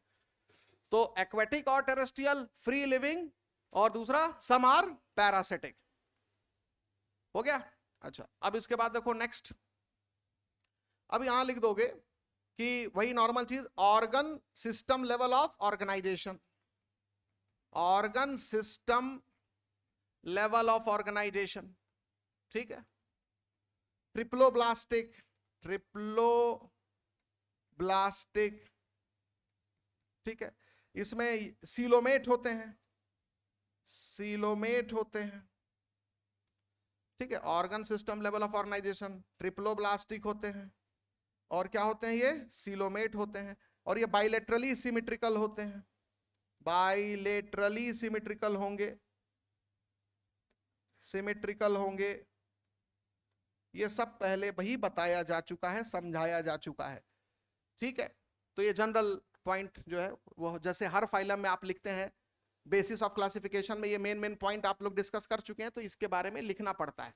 ठीक है, और फिर आप मेंशन कर देंगे कि ये ऐसा पहला फाइलम है जिसमें सर्कुलेटरी सिस्टम मिलना प्रारंभ हो जाता है, शुरू हो जाता है। और सर्कुलेटरी सिस्टम इसमें कौन सा वाला होता है? Closed type of circulatory system. तो लिख लेना सर्कुलेटरी सिस्टम प्रेजेंट, इसमें सर्कुलेटरी सिस्टम पाया जाएगा, circulatory system present, circulatory system present. तो सर्कुलेटरी सिस्टम प्रेजेंट, और सर्कुलेटरी सिस्टम जो होगा वो क्लोज्ड टाइप होगा, क्लोज्ड टाइप होगा। अच्छा, एक चीज हम बता दे, आए ना आए वो बताना जरूरी होता है, वो आ भी सकता है, इतना कॉमन चीज है कि आ सकता है। केचुआ को काटोगे तो उसका खून का रंग क्या होता है? व्हाइट होगा, हरा होगा कि लाल होगा? केचुआ काटोगे तो है ये हालत है, इसलिए जाओ काटना जरूर, केचुआ काटना, तुम काट के हमको ले आना, दिखाना क्या निकल रहा है उसमें से। लाल होता है केचुआ का खून, क्या होता है? लाल। अरे यार हम लोग कितना केचुआ मार दिए, तुम लोग केचुआ ही नहीं मारे आज तक। मारोगे तभी पता चलेगा, मक्खी मारो, मच्छर मारो, केचुआ मारो, है समझ मारा है? तो ये ध्यान रखना। वो कहो क्या बतिया रहे हैं सब बैठ करके, क्या बेटा फिजिक्स का फार्मूला चल रहा है? बहुत जानकार हो, पूछे? चलो खड़े हो जाओ, फिजिक्स पूछते हैं कुछ। चल बता ना, ना खड़े खड़े खड़े खड़े, अब फिजिक्स में बैंड बजाते हैं तुम्हारी। चल चल खड़े खड़ो, बताओ एक फोटॉन जब गिरता है मेटल पर तो कितने इलेक्ट्रॉन निकालता है? एक ही निकालता है। क्यों? दो निकाल देगा तो फ्रीक्वेंसी पर डिपेंड होता है, यानी फोटॉन में बहुत ज्यादा फ्रीक्वेंसी हो तब कितने निकालेगा? एक ही निकालेगा। तो फ्रीक्वेंसी पर कट है, एक बार में एक ही निकालेगा, तो एक ही बार ने गिरा, मान लो एक मेटल पर जो है फोटान एक फोड़ दिए, फोटान एक बम है, फोड़ दिए, कितना निकालेगा? बोलो। उसकी फ्रीक्वेंसी जो है वो गामा रेडिएशन के बराबर हो गई, गामा रेस के बराबर हो गई। चल, गामा रेस समझते हो ना? Gamma rays, ultraviolet rays, X ray, किसकी फ्रीक्वेंसी ज्यादा होगी? एक ही निकालेगा। अच्छा, और एक मेटल के ऊपर जब वो इलेक्ट्रॉन निकला, ठीक है, तो जितनी एनर्जी लगती है इलेक्ट्रॉन निकालने में, उस एनर्जी को क्या बोलते हैं? वर्क फंक्शन कहते हैं, ठीक है। अच्छा, मान लो जो फोटॉन है उसके पास इतनी एनर्जी है कि वर्क फंक्शन के अलावा भी उसके पास एनर्जी है, तो उस एनर्जी का क्या करेगा? काइनेटिक एनर्जी में चेंज हो जाएगा। अच्छा, काइनेटिक एनर्जी में चेंज हो गया तो कहां जाएगा काइनेटिक एनर्जी लेकर के?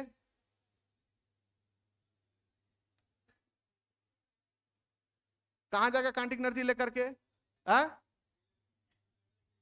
मेटल से इजेक्ट हो गया ना वो, तो वर्क फंक्शन पाया, इजेक्ट हो गया। अब वर्क फंक्शन पाया, इजेक्ट हो गया, इजेक्ट होने के बाद कहां गया?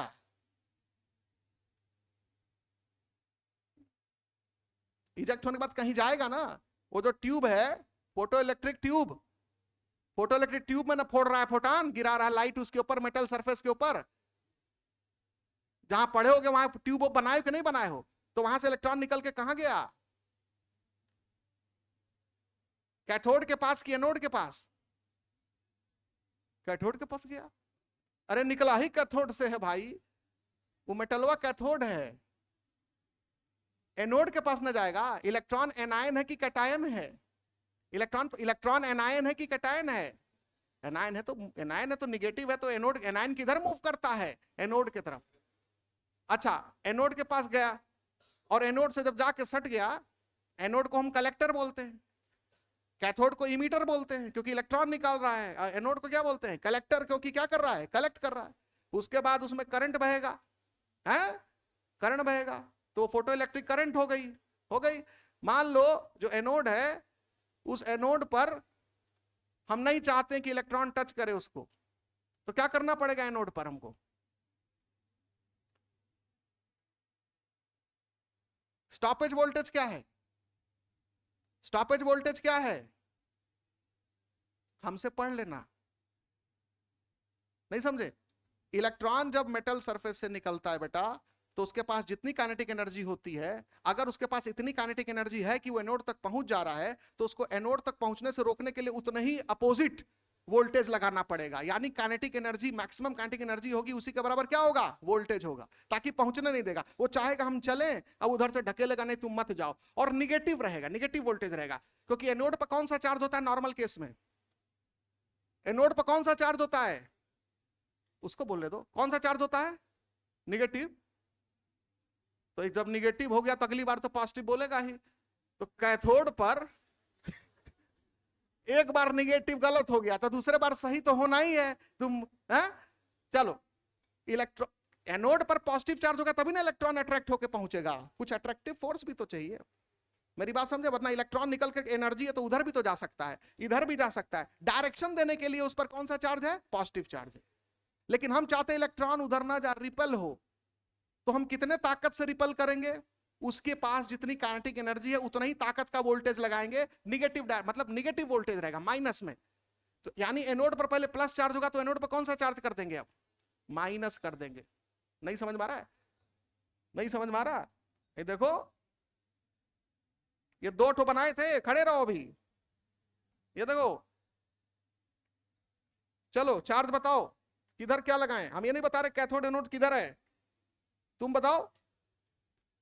इस पर कौन सा चार्ज रखें? मेटल इधर रखें किधर रखें? बैटरी देख, बैटरी, ये छोटी डंडी बड़ी डंडी, छोटी डंडी पर कौन सा चार्ज? उसको बताने दो, निगेटिव। बड़ी डंडी पर पॉजिटिव। इस पर कौन सा चार्ज? उल्टा रहता है। अरे वेरी गुड, क्या? पॉजिटिव। इधर निगेटिव, सही है? नहीं तो हित बोल रहा है। अच्छा, उल्टा बना दिए।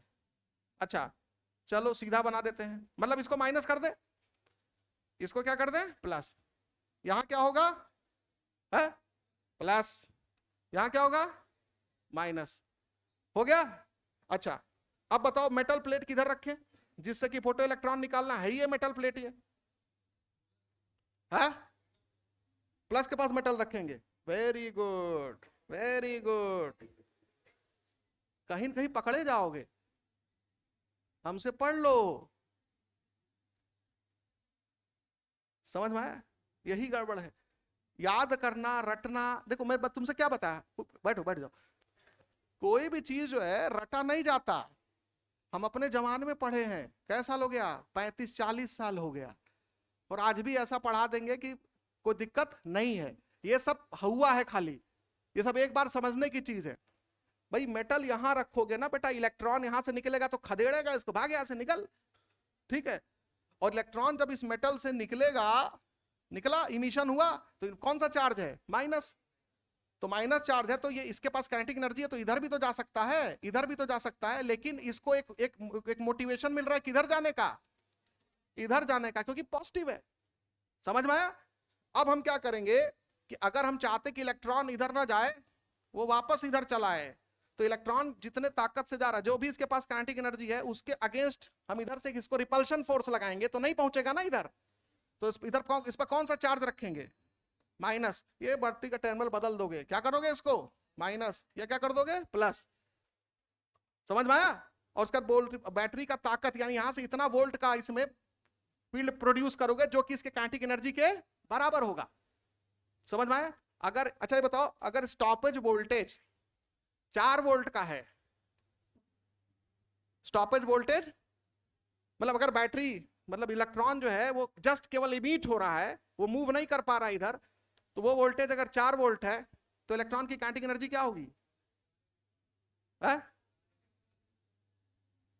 क्या होगी, 4 इलेक्ट्रॉन वोल्ट। 1.6 इंटू 10⁻⁻19 से मल्टीप्लाई कर देंगे उस वोल्ट में। 1.6 इंटू 10⁻⁻19, उसको मल्टीप्लाई कर दो 4 में। ये से पता मतलब तुमको अगर स्टॉपेज वोल्टेज दिया और पूछ दे कि इलेक्ट्रॉन की काइनेटिक एनर्जी कितनी है, छोटा सा सवाल है। तो हम बस ये एग्जाम्पल इसलिए बीच में दिए थोड़ा सा कि तुम लोग कोई भी चीज पढ़ो तो उसको रटने की कोशिश मत करो। हर चीज अगर समझे रहोगे ना, अब तुम जाओगे देखो किसी किताब में, सर यहां पर प्लस चार्ज है, यहां माइनस चार्ज है, ये देखिए यहां माइनस है प्लस है, ये क्यों ऐसा हो गया।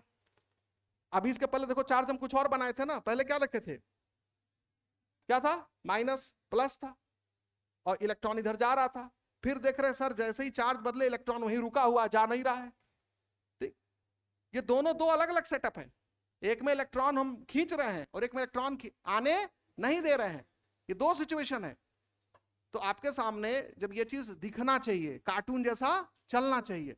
तो हर सब्जेक्ट जो है वो इंटरेस्टिंग होता है, ठीक है, हर सब्जेक्ट इंटरेस्टिंग होता है, लेकिन बस वही है कि उसको आप कितना भाव से पढ़ते हैं, कितने भाव से पढ़ते हैं।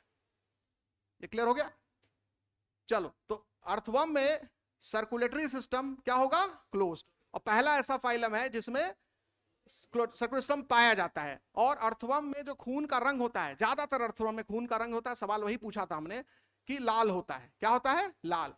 और लाल होता है किस लिए, खून का रंग लाल किस वजह से होता है, हाँ, तो red colour of blood, red colour of blood, blood का जो लाल रंग है वो किसके वजह से होगा, हीमोग्लोबिन के वजह से होगा। एचबी शॉर्ट में लिख दे रहा हूं, हीमोग्लोबिन की वजह से होगा। तो हीमोग्लोबिन जाहिर सी बात है अर्थवर्म में भी पाया जाएगा और ह्यूमन में भी पाया जाएगा। चलो कंपेयर कर लेते हैं, ह्यूमन में भी पाया जाएगा, ठीक है। यानी केचुए का खून और जो ह्यूमन का खून है, दोनों का लाल रंग है, किस वजह से है, हीमोग्लोबिन के वजह से, ठीक है। तो हीमोग्लोबिन के वजह से है, लेकिन दोनों ही इंडिविजुअल्स में, दोनों ही स्पीशीज में हीमोग्लोबिन की पोजीशन अलग अलग है। मतलब क्या है, जो ब्लड वेसल होगा ह्यूमन का, इसमें आरबीसी पाई जाएंगी, क्या पाई जाएंगी, आरबीसी। तो रेड ब्लड सेल्स, इनके अंदर हीमोग्लोबिन होगा। देखो बेटा ये हीमोग्लोबिन है, और प्लाज्मा में हीमोग्लोबिन नहीं होगा, प्लाज्मा में हीमोग्लोबिन डिसॉल्व नहीं रहता है। तो ये ह्यूमन का केस है, यानी ह्यूमन में हीमोग्लोबिन कहां पाया जाएगा, सेल के अंदर, और उस सेल को बोलेंगे रेड ब्लड सेल। कितने लोग को समझ में आया? लेकिन अर्थवर्म में या एनिलिडा में एनिलिडा में हीमोग्लोबिन सेल में नहीं होता, प्लाज्मा में होता है। किस में होता है? प्लाज्मा। ये ध्यान रखना, यही अंतर है मेन। तो यानी कि उसमें जो सेल्स होंगी ब्लड सेल्स, वो रेड ब्लड सेल्स नहीं होंगी, बस सिंपली ब्लड सेल्स लिखोगे, लाल थोड़ी ना होती हैं। लेकिन इसके प्लाज्मा में हीमोग्लोबिन घुला होगा। तो ये सवाल कितने बार आ चुका है कि haemoglobin is dissolved in blood plasma in human, earthworm, ऐसे करके कॉकरोच। बेटा कॉकरोच का खून का रंग जो होता है सफेद होगा या हरा होगा, केचुए के खून का रंग जो होता है वो लाल होता है। कितने लोग को समझ में आया ये बात? ठीक है, तो ध्यान रखना। तो ये हीमोग्लोबिन है, देख रहे हो हीमोग्लोबिन कहां डिसॉल्व है? प्लाज्मा में है हीमोग्लोबिन भाई। और यहां पर हीमोग्लोबिन कहां पर है? सेल में है। हीमोग्लोबिन की लोकेशन देख रहे हो, सेल में है। हीमोग्लोबिन सेल में है। तो तुमसे पूछा जाए haemoglobin is present in earthworm, haemoglobin is present in human, तो हीमोग्लोबिन किस में प्रेजेंट है? दोनों में, अर्थवर्म में भी ह्यूमन में भी। RBC is present in, red blood cell is present in human. समझ में आया? तो दो अलग अलग सवाल हो गए, दो अलग अलग आंसर हो गए। रेड ब्लड सेल नहीं पूछ रहा था मैं, पूछ रहा था खून का रंग लाल किस में है। तो खून का रंग लाल किस में है? दोनों में है। हीमोग्लोबिन किस में है? दोनों में है। रेड ब्लड सेल किस में है? दोनों में नहीं है, ह्यूमन में। कितने लोगों को क्लियर हो गया ये? तो इसलिए ये एक पॉइंट याद करके जोड़ लेना, इसको कहीं ना कहीं ये काम आएगा आगे। ठीक है, अब इसके बाद देखो एनिलिडा में क्या होता है। जो एनिलिडा है उसमें लिख लो एक्सक्रीशन जो है वो नेफ्रीडिया से होता है। किससे होता है? Nephridia. Excretion and osmoregulation, excretion and osmoregulation, and osmoregulation by nephridia, by nephridia. तो excretion and osmoregulation by nephridia. Nephridia plural है और नेफ्रीडियम देखो लिखा होगा सिंगुलर है। प्लूरल और सिंगुलर वो अक्सर ये एनसीईआरटी बुक तुमको सिखाती रहती है, सिंगुलर प्लूरल, उसका बहुत खुजली मस्ती है हर जगह, सिंगुलर प्लूरल। पूरे चैप्टर में देखोगे तो हर एक पैराग्राफ के बाद एक सिंगुलर प्लूरल मिल जाएगा तुमको। ठीक है, तो नेफ्रीडिया क्या है? प्लूरल है। नेफ्रीडियम क्या है? सिंगुलर है। ठीक है, तो नेफ्रीडियम मतलब एक की बात हो रही है, एक की बात हो रही है, ठीक, सिंगुलर। और ये हो गया प्लूरल। ठीक है, अब इसके बाद नेक्स्ट पॉइंट मेंशन कर लो। क्या है बेटा नेक्स्ट पॉइंट? न्यूरल सिस्टम की बात करते हैं। न्यूरल सिस्टम में देखो तीन चीज होता है इसमें, अभी बना के समझा देते हैं। न्यूरल सिस्टम या नर्वस सिस्टम, न्यूरल सिस्टम कहो या नर्वस सिस्टम कहो, ठीक है, नर्वस सिस्टम।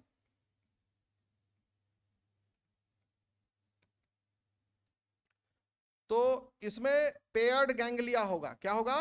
पेयर्ड गैंग्लियंस होंगे।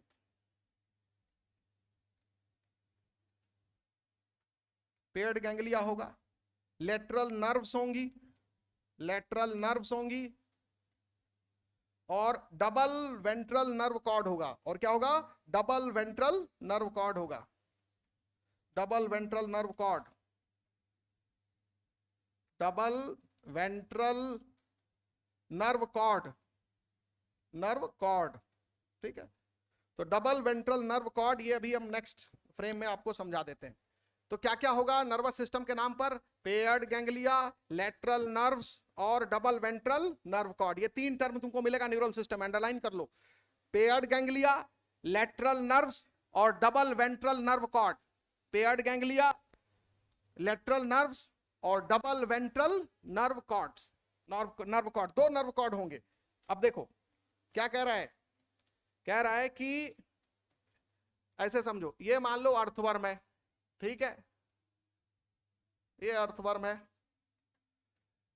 ये मान लो इसका सेगमेंट है, ये सेगमेंट है इसका बॉडी का, ठीक है, ये मान लो बॉडी का डॉर्सल साइड है और ये बॉडी का वेंट्रल साइड है, ठीक है, ये पीठ के तरफ है, ये पेट के तरफ, ऐसे समझ लेते हैं। अब इसमें जो दो नर्व कॉर्ड तुम्हें बना लेने हैं, और ये दो नर्व कॉर्ड जो होते हैं सॉलिड होते हैं, ध्यान रखना क्या होते हैं? सॉलिड होते हैं। तो दो नर्व कॉर्ड से दो लाइन खींच देते हैं आगे से, ये एक नर्व कॉर्ड हो गई जो हर सेगमेंट से होकर गुजर रही है, सेगमेंट को छेदते हुए गुजर रही है, बीच में पार्टीशन वॉल है ना, पार्टीशन वॉल को छेदते हुए गुजरेगी। ये दो नर्व कॉर्ड हमने बना दिया वेंट्रल साइड में, ठीक है, नीचे की तरफ। तो इसको लिख सकते हो double ventral nerve cord, double ventral nerve cord हो गया, डबल वेंट्रल नर्व कॉर्ड। और ये डबल वेंट्रल नर्व कॉर्ड के बाद इसमें हर सेगमेंट में पेयर्ड गैंग्लियन होंगे। हर सेगमेंट में क्या होंगे बेटा? पेयर्ड गैंग्लियन होंगे। पेयर्ड गैंग्लियन जो होंगे इन्हीं दोनों के बीच में बनाना, ठीक है, जोड़े में बनाना है पेयर्ड गैंग्लियन। तो ये देखो पेयर्ड गैंग्लियन जो है ये एक बना दिया, ये दूसरा बना दिया जोड़े में, और दोनों गैंग्लियन आपस में चिपके रहेंगे, दोनों गैंग्लियन आपस में चिपके रहेंगे। ये पेयर्ड गैंग्लियन, ये पेयर्ड गैंग्लियन बना दिया। दो छोटे छोटे बॉल जो है एक दूसरे से चिपका देना। कितने लोग को समझ में आया ये चीज? याद करने के लिए, ये डायग्राम याद करने के लिए मोर और लेस मैच करा रहे हैं कि हाँ इसी तरह का होता है। तो नर्वस सिस्टम में दो वेंट्रल नर्व कॉर्ड हो गया, और हर सेगमेंट में क्या हो गए? पेयर्ड गैंग्लियन हो गए, ठीक है। और ये लेटरल नर्व से इनको नर्व कॉर्ड से जोड़ देना, लेटरल नर्व से इनको नर्व कॉर्ड से जोड़ देना, ठीक। तो जोड़ दो इनको, ये देखो ये लेटरल नर्व से जोड़ दो। ये कौन सी नर्व है बेटा? Lateral nerve. ये देखो लेटरल नर्व से जुड़े हुए हैं। ये हरे रंग से जो बनाया है वो क्या है? लेटरल नर्व है। ये क्या है? लेटरल नर्व है। तो देख रहे हो ये सीढ़ी नुमा बन गया कि नहीं? सीढ़ी नुमा बन गया। इसको उठा के सीधा कर दो तो सीढ़ी हो गया कि नहीं हो गया? तो लैडर लाइक नर्वस सिस्टम, क्या पूछेगा? लैडर लाइक नर्वस सिस्टम किस में पाया जाता है? बस एनसीईआरटी बुक यही नहीं लिख रही है कि लैडर लाइक नर्वस सिस्टम, लेकिन वो सब कुछ लिख दे रही है कि double ventral nerve cord, paired ganglion, और ये जुड़े रहते हैं लेटरल नर्व से। बेटा बताओ लेटरल नर्व किसको कनेक्ट करती है? पेयर्ड गैंग्लियन को किससे? नर्व कॉर्ड से। वो लिखा हुआ है, पढ़ लो। तो paired ganglions connected by lateral nerve to double ventral nerve cord, यही लाइन लिखा है ना? तो लिख लो पूरा, इसको बना तो दिए। Paired ganglion connected to double ventral nerve cord, double ventral, ये इसे याद करने में आसानी होगी। Double ventral nerve cord, double ventral nerve cord by help of lateral nerves, lateral nerves, ठीक है। तो ये जो है आपने बना लिया इसको, ये हो गया लेटरल नर्व्स। और जो पिंक कलर का बनाया है वो क्या है? Paired ganglion, paired ganglion, paired ganglion, ठीक है। तो ये हो गया नर्वस सिस्टम जो एनिलिडा में आपको याद रखना है। तो जो पॉइंट याद रखना है, जो एनसीईआरटी बुक के अकॉर्डिंग ही हम लोग को बनाना होता है, याद आप कर सकते हैं, इसको कर लीजिए, ठीक है। अब इसके बाद जो नेक्स्ट पॉइंट है बेटा क्या है? क्या है अब इसके बाद? एग्जाम्पल लिख लो। अभी इसका लोकोमोशन बता दे पहले। लोकोमोशन इन एनिलिडा, बेटा देखो लोकोमोशन, इसमें दो चीज याद रखना। एक तो सर्कुलर एंड लॉन्गिट्यूडनल मसल पाया जाता है, circular and longitudinal muscles, longitudinal muscles, tudinal muscles, circular and longitudinal muscles in body wall. कहां पाया जाता है? बॉडी वॉल में। बेटा बॉडी वॉल में सर्कुलर और लॉन्गिट्यूडनल मसल्स पाया जाता है, helps in locomotion, that helps in locomotion, helps in locomotion, ठीक है। जैसे केचुआ को देखा कैसे कैसे चलता है, अपने बॉडी को सिकोड़ के फैला के, सिकोड़ के फैला के। तो आपके बॉडी को सिकोड़ने और फैलाने का काम कौन करती है? मसल्स। तो एक मसल होगी जो बॉडी को सिकोड़ेगी, और दूसरी मसल होगी जो बॉडी को फैलाएगी। तो एक लॉन्गिट्यूडनल मसल होगी और एक सर्कुलर मसल हो गई। वो फिर और भी इसमें डीप जाना पड़ सकता है कि सर्कुलर मसल सिकोड़ती है कि फैलाती है, वो तो डेप्थ में आ जाएगा। आपको बस नाम जानना कि सर्कुलर एंड लॉन्गिट्यूडनल, एक बॉडी को सिकोड़ेगी, एक बॉडी को फैलाएगी। मेरी बात समझ में आया? दोनों मसल के कॉम्बिनेशन से ऐसा होता है। जिस समय सर्कुलर कॉन्ट्रैक्ट होगी, लॉन्गिट्यूडनल क्या करेगी? रिलैक्स होगी। जिस समय लॉन्गिट्यूडनल रिलैक्स होगी, सर्कुलर कॉन्ट्रैक्ट होगी, या वाइस वर्सा, तो कुछ और, तो उसकी बॉडी फैलेगी या सिकुड़ेगी। तो यानी अर्थवर्म अपने बॉडी को फैलाता है, सिकोड़ता है, तब आके मूव कर पाता है। तो इस काम में कौन मदद करती है? मसल्स। कौन कौन सी मसल्स? Circular and longitudinal. तो याद रखो, सर्कुलर एंड लॉन्गिट्यूडनल मसल्स जो हैं वो एनेलिडा के में लोकोमोशन में मदद करती हैं। और कहां पाई जाती हैं? बॉडी वॉल में पाई जाती हैं। दूसरा लिख लो, ये एक चीज एग्जांपल लिख लो, ये अर्थवर्म में ऐसा देखा जाता है, अर्थवर्म में ऐसा देखा जाता है। लेकिन कुछ ऐसे एनेलिड भी होते हैं, कुछ ऐसे एनेलिड भी होते हैं, जैसे नेरिस है, पानी में पाया जाता है। बेटा पानी में पाया जाएगा तो पानी में तो उसको कोई जमीन मिल नहीं रही है कि अपने आप को जमीन पर टिका ले, तो उसके मदद से अपने बॉडी को सिकोड़े फैलाए। तो पानी में तो उसको तैरना पड़ेगा, पानी में उसको तैरना पड़ेगा। तो उसमें उसके बॉडी में कुछ लेटरल अपेंडेजेस निकले रहते हैं जो कि चप्पू जैसा काम करते हैं, ऐसे हिलता रहता है तो स्विम करता है पानी में। उस स्ट्रक्चर को क्या बोलते हैं? पैरापोडिया। क्या बोलते हैं? पैरापोडिया। तो लिख लो, एक्वेटिक, जो एक्वेटिक फॉर्म्स होते हैं, जो एनेलिड पानी में पाए जाते हैं। अब देख पूछ देगा कौन सा एनेलिड है पानी में पाया जाता है, तो नेरिस। तो अब एक एग्जांपल मिल गया, NEREIS, नेरिस। ठीक है, has lateral appendages, has lateral appendages, lateral appendages, lateral appendages called parapodia, called parapodia. ये भी मसल का बना होता है, पैरापोडिया, कॉल्ड पैरापोडिया। ठीक है, parapodia, that helps in swimming, that helps in swimming. तो ये जो पैरापोडिया होता है ये स्विमिंग में हेल्प करता है। ठीक, that helps in swimming, helps in swimming. तो ये स्विमिंग में मदद करेगा। कितने लोगों को समझ में आ गया ये चीज? अब देखो एक डायग्राम समझ लो, भूलेगा नहीं। मान लो ये नेरिस की बॉडी है, ठीक, ऐसे देखना, ये नेरिस की बॉडी है। नेरिस के बॉडी में तमाम सेगमेंट्स हैं ये, ठीक, लिटिल रिंग लाइक सेगमेंट, ठीक। और इसके बॉडी से लेटरल अपेंडेजेस निकले रहते हैं, दोनों साइड निकले रहते हैं, ध्यान रखना, दोनों साइड निकले रहेंगे, ऐसे ऐसे भी, ये देख रहे हो, इसी को बोलते हैं बेटा क्या? पैरापोडिया। इन्हीं को हिलाते हुए पानी में वो तैरता है।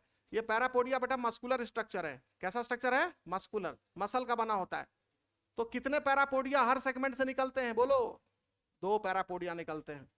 तो ये हो गया, इन्हीं को ऐसे हिलाता रहता है, ठीक है, पैडल जैसा और पतवार जैसा, और ये आगे बढ़ता रहता है, ठीक है। तो पैरापोडिया याद रखना क्या होता है? पैरापोडिया लेटरल साइड से निकलते हैं, उनको लेटरल अपेंडेजेस कहा जाता है, ठीक है, मस्कुलर होते हैं ये। तो मस्कुलर पैरापोडिया लिख लेना, मसल का बना होता है, मस्कुलर पैरापोडिया।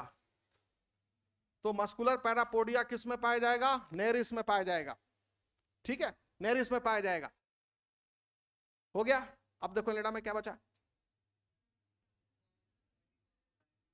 हाँ, अब सेक्स ओरिएंटेशन का जो सबसे आखिरी में होता है, डेवलपमेंट और सेक्स ओरिएंटेशन। तो यहां पर सेक्स ओरिएंटेशन का जिक्र किया है, लिख लो, एनेलिडा में दोनों तरह का केस होता है। तो लिख लो, Nereis, Nereis is unisexual, unisexual मतलब डायोशियस, यानी इसमें मेल और फीमेल मेंबर क्या होंगे? अलग अलग होंगे, यानी sexes are separate, sexes are separate, ये मतलब हुआ। जबकि अर्थवर्म और लीच, जो अर्थवर्म होगा, केचुआ और जोंक एंड लीच, इसमें मेल और फीमेल अलग अलग नहीं होते हैं, ये होते हैं मोनोशियस, मोनोशियस होते हैं। मोनोशियस मतलब बाइसेक्सुअल, मोनोशियस मतलब बाइसेक्सुअल, सेक्सेस इसमें सेपरेट नहीं है।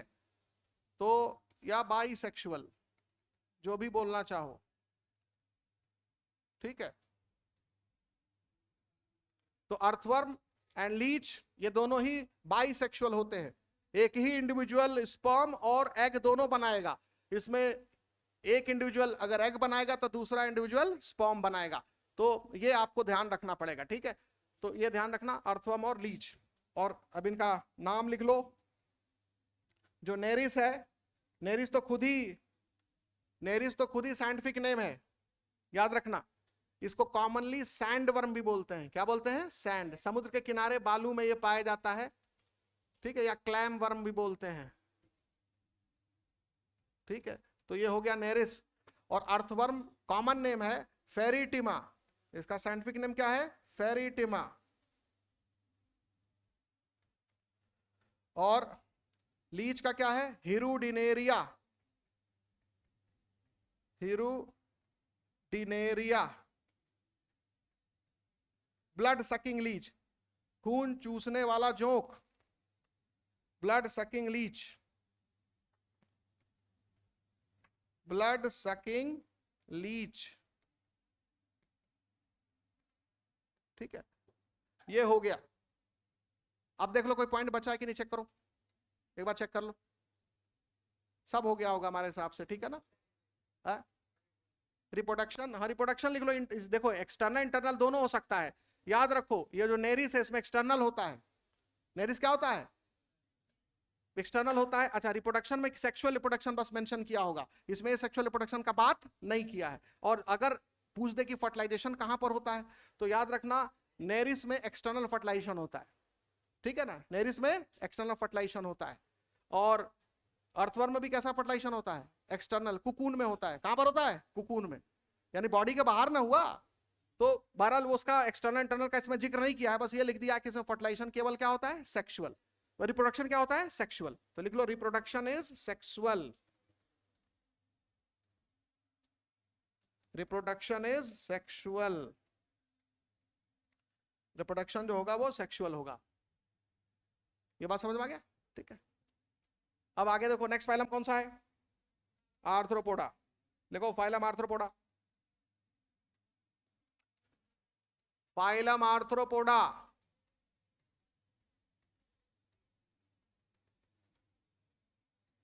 बेटा आर्थ्रोपोडा का मतलब क्या होता है? Animal having jointed appendages. ऐसे एनिमल जिनके अपेंडेजेस जो है, जिनके पैर निकले हो, जिनका एंटीना निकला हो, उसमें जगह जगह क्या पाए जाए? जोड़ पाए जाए। तो animal having jointed appendages. Appendages का मतलब समझते हो? जो मेन बॉडी है, बॉडी से जो भी चीज निकला हो बाहर के तरफ, जैसे हाथ, पैर, सींग, एंटीना, वो सब में क्या हो? जगह जगह जोड़ हो, ज्वाइंट हो, तो उसको बोला जाता है ज्वाइंटेड अपेंडेजेस। क्या बोलते हैं? Jointed appendages. जैसे मान लो ये बॉडी है, बॉडी से कोई भी स्ट्रक्चर निकला बाहर, तो ये स्ट्रक्चर में कोई ज्वाइंट नहीं है, तो अनज्वाइंटेड। लेकिन अब इस स्ट्रक्चर में क्या है? ज्वाइंट है, जोड़ है।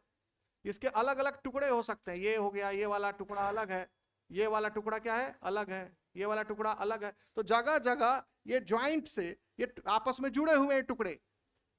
तो ऐसे एनिमल को क्या बोलते हैं?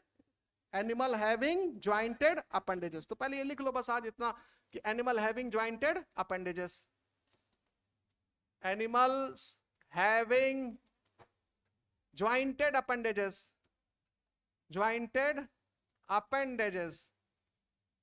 ऐसे एनिमल्स जिसमें ज्वाइंटेड अपेंडेजेस हो, ठीक है। और आपको मालूम है लार्जेस्ट फाइलम है, क्या है ये? लार्जेस्ट फाइलम है, इंक्लूडिंग इंसेक्ट्स। इसी में इंसेक्ट्स आते हैं। इंसेक्ट्स जो है वो लार्जेस्ट ग्रुप है। लार्जेस्ट ग्रुप, लार्जेस्ट ग्रुप बोले तो क्लास। इंसेक्ट क्या है? क्लास है। तो सबसे बड़ा दुनिया में जितने भी एनिमल्स पाए जाते हैं उसमें सबसे बड़ा क्लास किसका होता है? इंसेक्ट का।